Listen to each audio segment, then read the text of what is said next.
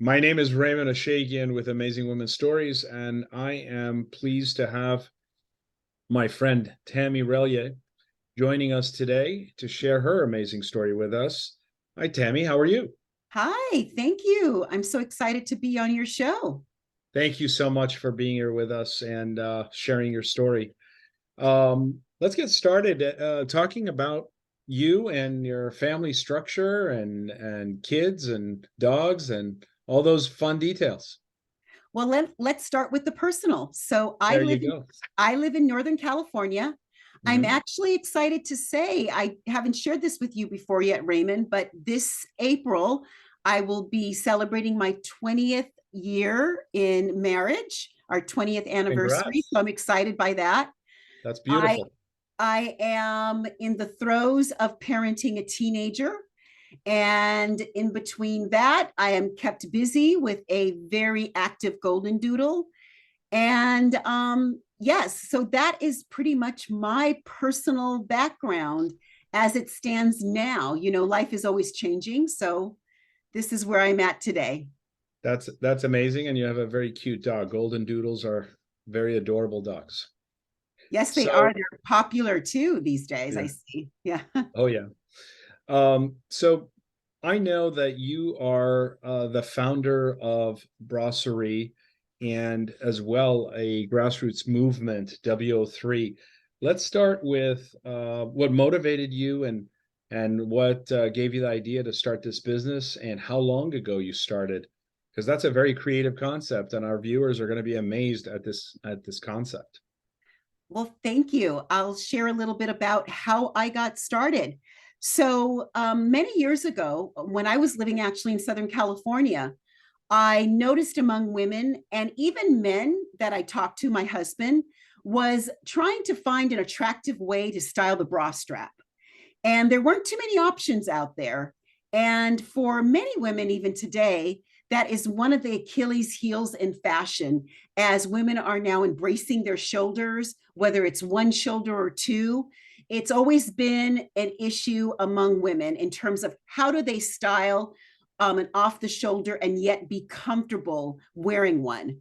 So, one of the things that immediately prompted me to think that there might be a better idea was I saw clear plastic bra straps that were being sold at high-end retail stores all over other, boutiques and, Target and Walmart and so forth. And I pondered to myself that there had to be something better. So when I moved up here to Northern California, in my efforts to really reinvent myself, but it was also selfishly to meet other women who are aspiring to launch businesses, I thought that this would be a good opportunity to see if I could launch a product, a styling accessory that's not only practical, but taking a functional accessory and turning it into a stylish accessory. So I launched BRA-sériē in the beginning of 2017. And as you have probably heard and have seen and experienced yourself, this journey, especially in the first couple of years, is definitely a roller coaster ride. Absolutely. Yeah. So, what did you do before, and how difficult was it to start this business? Well, I have to be honest with you, Raymond. I did not have an entrepreneurial bone in myself prior to all of this. Wow. I worked in nonprofit for many years. I was a development director. I worked in advertising and design. And prior to me launching BRA-sériē, I had become a stay at home mom. And before I knew it, I was a stay at home mom for almost 14 years. And during that time, I still always had a yearning to wanting to do more. So I found myself volunteering on city projects, volunteering at my son's school at a very high level, and also being involved in my homeowners association. So it was interesting because when I look back on my journey, I realized all of these opportunities, whether it came professionally through my nonprofit experience, through even volunteering in different organizations, was preparing me for this moment. Because as you can imagine, most of us who start off launching a business, we do not have $3 to $5 million right off the bat to go hire a team of people. We're really, I don't even want to call it a beer budget. It feels like we're on a Kool-Aid budget, you know?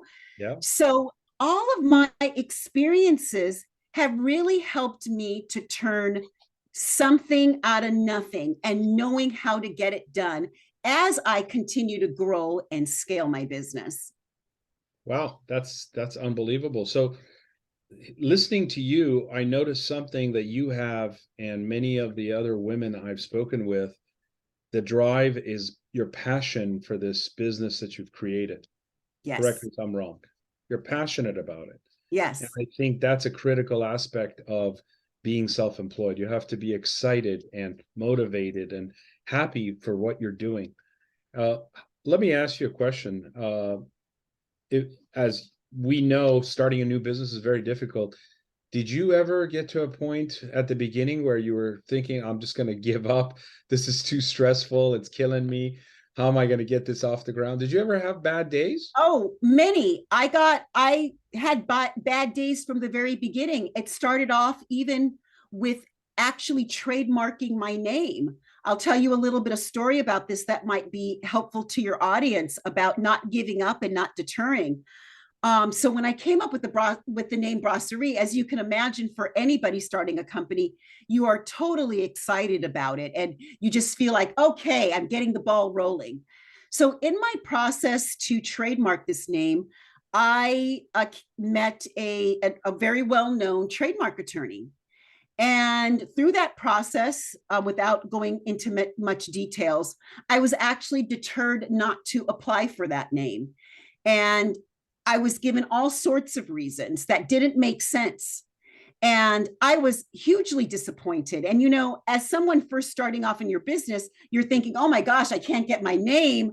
You know, it's even very tempted to think maybe this is a sign that I shouldn't even continue. It's not meant to be. It's not meant to be.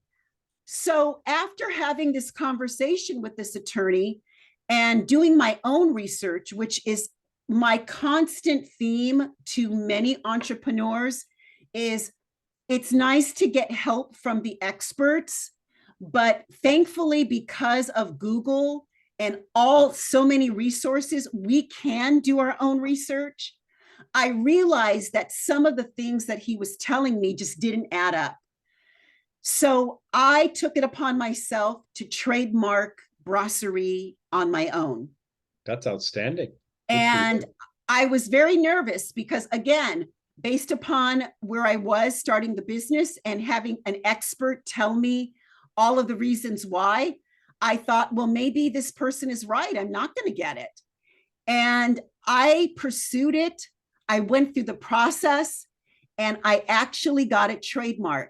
And the lesson that I learned in that process is a lot of this journey requires you to sit still and really trust your gut, even when experts are sometimes telling you that that might not be. And can you imagine, Raymond, had I listened to this expert, I would have surrendered the name that I felt fit the brand so appropriately. I hear you. Sounds like the concept of don't take no for an answer and be persistent, right? Yes, yes. And like I said, you I know, love it. everything I is with love that. balance, of course, Yeah, you yeah, know. I love it.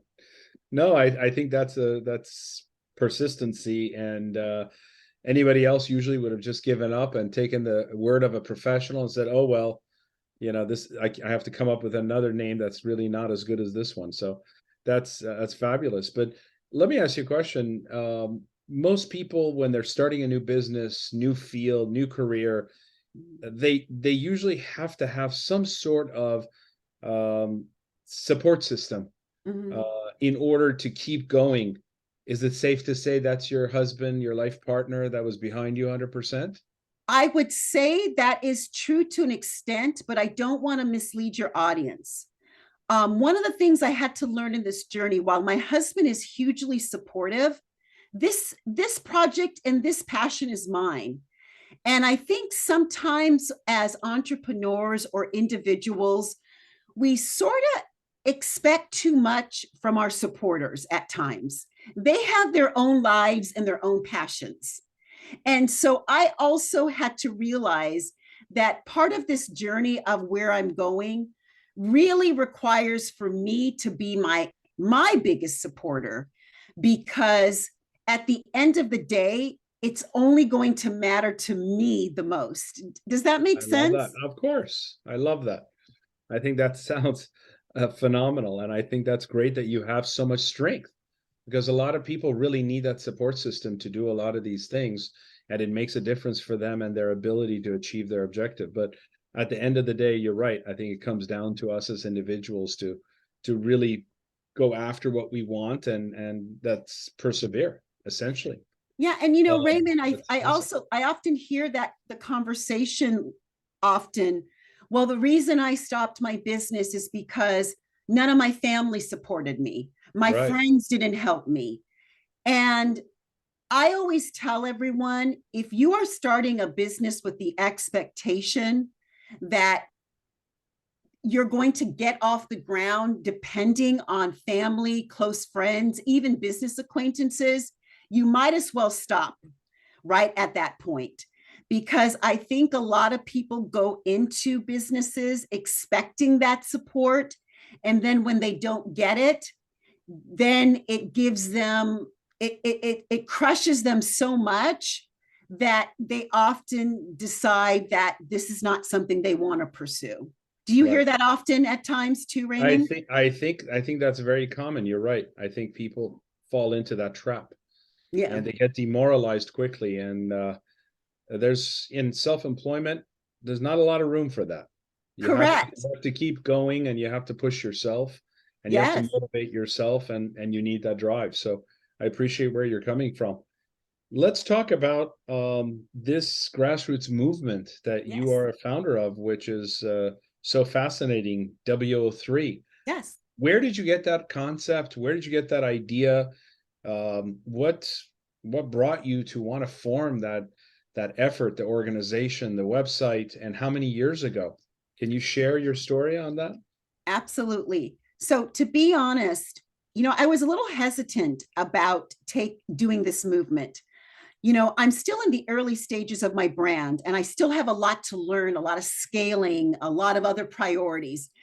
And it would have been very easy for me to push this down the road for quote unquote the right time and decide that I wanted my brand to stand for something, and I wanted to do something a little different. You know, most brands and most organizations will immediately attach themselves with a nonprofit organization or something very specific in terms of giving back, you know, Right. to their customers or to give back to the community at large. And I knew that I wanted to develop something that not only internally aligned with me, but resonated with not just with women, but ultimately men too, that heightened the awareness of supporting women owned businesses. Because as I weave into various circles and meet different types of women, um, we really, especially women entrepreneurs and women business owners and female-led organizations, for a variety of reasons, we really need the support, and we can have a whole conversation with that. But it was more important for me too, as well, is that I wanted my brand to stand for something. And I wanted people to know that my work is more than just designing bra straps. I wanted to give back and pay forward. But I also wanted to show the younger generation of women what it's like, and hopefully through the community that I'm building, what it's like to be part of a girl gang, as they used to call it, that truly supports women and not compete with each other. Bringing each other up. Basically. Yes. So, what's your vision? What would you like to see happen for you to feel like what you started has reached its goal, what would you see happening that makes Well, you feel like it was successful? Well, that's a good question. And I think I need to pull back a little bit for your audience just to make sure that I've clearly communicated what WO3 is. So, WO3 is an annual movement where we're inspiring women and men too to come together for just one day to support any woman owned or female led business. That can be local, that can be global. So, you decide where you want to show your support on this annual day, which is this year, March 25th, 2023. The reason why we hold it in March is it's because it's Women's History Month. And we thought that it was going to be a perfect time to celebrate women. And it's always going to be on the last Saturday of every month. WO3 stands for woman owned, and that is the core of our mission to support women-owned businesses. And the number 3 are the 3 pillars that I believe are the key essentials to supporting women-owned businesses. So that's where the partner, promote, and support comes in. So where I would like to see this organization this movement grow is basically my goal is I would love to see one day that even though we're starting off now and it's definitely grassroots, can you imagine, Raymond, if 1 million, 5 million individuals collectively did something on WO3 Day, the impact we can make not only financially, but in beyond in our communities and even within the global economy. So that's my bigger goal, is to bring a groundswell of individuals that realize that asking each other to step up one day a year to support women-owned businesses is really not too much to ask. Not at all. I fully agree with you. Sounds like very exciting, and looking forward to your success in achieving your goal. Thank you. One final question. So obviously, Amazing Women Stories is about inspiring other women. Yes. What is your message? What is your recommendation? What are your words of wisdom to other women as they experience their journey, their challenges, their obstacles, whether it's personal, whether it's professional? What are your thoughts? What can you share with them based on your own journey? Well, there's 2 things that have become very clear to me in this journey. And you have to learn in this process, you're going to learn a lot about who you are as a person and how you manage stress and challenges. And at the end of the day, you have to trust yourself, and you have to put yourself and get mentally trained to learn how to move and weave through those challenges in a very strategical and calm way. Sometimes I have to admit, in the early years of my business, I found myself making decisions that were really a reaction of taking my emotions, not controlling my emotions. Does that make sense? Yes, of course. And I feel like as entrepreneurs, you're so passionate about what you're doing and everything's on high emotion. So you have to kind of learn how to level yourself out a little bit. So that's one of the best advice that I can give your audience, is learning how to maneuver in this journey on a level of calmness. The second thing that I encourage your audience to do is don't be afraid to ask for help, and reach out to individuals that can give you constructive feedback or even resources for what you need. I think it's very hard for women to ask for help. And to be quite honest with you, Raymond, I would have never gotten this far in my own personal brand and on the WO3 movement if I didn't ask for help. And of course, surrounding yourself with the right people that want to Correct. help, right? Correct. Exactly. And that is as you know, it's a process. You live and you learn as you work with different individuals, different personalities, and as the clearer you become about yourself, then it's easier to spot the individuals that you want to work with. Does that make sense? Of course, absolutely. Yeah, I don't think everybody immediately finds the right people around them. They have to work through that process. So sounds like you've done an outstanding job of achieving that goal, because your accomplishments, both from your business as well as this movement, are moving forward at a very rapid pace. So that's wonderful to see. Well, Congratulations thank on that, and you. wishing you much success. Well, thank you so much, Tammi. Thank you for sharing your amazing story with us today. All Thank righty. you so much. All righty. Thanks, Tammi.